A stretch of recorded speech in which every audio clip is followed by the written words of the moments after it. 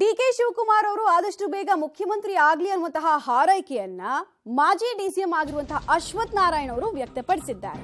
BJP ಶಾಸಕರ ಈ ಹೇಳಿಕೆ ಸಹಜವಾಗಿ ಸಂಚಲನಕ್ಕೆ ಕಾರಣ ಆಗ್ತಾ ಇದೆ.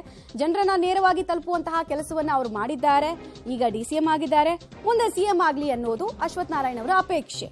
ವೇದಿಕೆ ಮೇಲೆ ಅಶ್ವಥ್ ನಾರಾಯಣ ಅವರು ಕೊಟ್ಟಂತಹ ಸ್ಟೇಟ್ಮೆಂಟ್ ನಾನಾ ರಾಜಕೀಯ ಚರ್ಚೆಗೆ ಕಾರಣ ಆಗ್ತಾ ಇದೆ. ಪಶ್ಚಿಮ ವಲಯದ ಜನಸ್ಪಂದನ ಕಾರ್ಯಕ್ರಮದಲ್ಲಿ ಹೇಳಿಕೆಯನ್ನು ಕೊಟ್ಟಿದ್ದಾರೆ.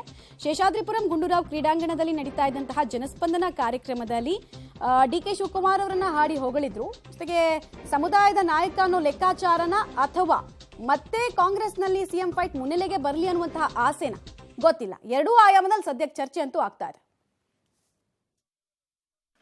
ನಿಮಗೂ ಭಗವಂತ ಕರುಣಿಸಲಿ, ನಿಮಗೂ ಒಳ್ಳೆಯದಾಗಲಿ ಮತ್ತು ನೀವು ಇನ್ನ ಉನ್ನತ ಸ್ಥಾನಕ್ಕೆ ಹೋಗಿ ಮುಂದಿನ ದಿನದಲ್ಲಿ ಇಡೀ ನಾಡಿನ ಜನತೆ ನಿಮಗೂ ಮ್ಯಾಂಡೇಟ್ ಕೊಟ್ಟಿದ್ದಾರೆ.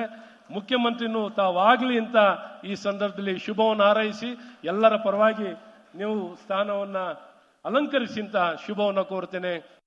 ನಿಮಗೂ ಭಗವಂತ ಕರುಣಿಸಲಿ, ನಿಮಗೂ ಒಳ್ಳೆಯದಾಗಲಿ ಮತ್ತು ನೀವು ಇನ್ನ ಉನ್ನತ ಸ್ಥಾನಕ್ಕೆ ಹೋಗಿ ಮುಂದಿನ ದಿನದಲ್ಲಿ ಇಡೀ ನಾಡಿನ ಜನತೆ ನಿಮಗೂ ಮ್ಯಾಂಡೇಟ್ ಕೊಟ್ಟಿದ್ದಾರೆ.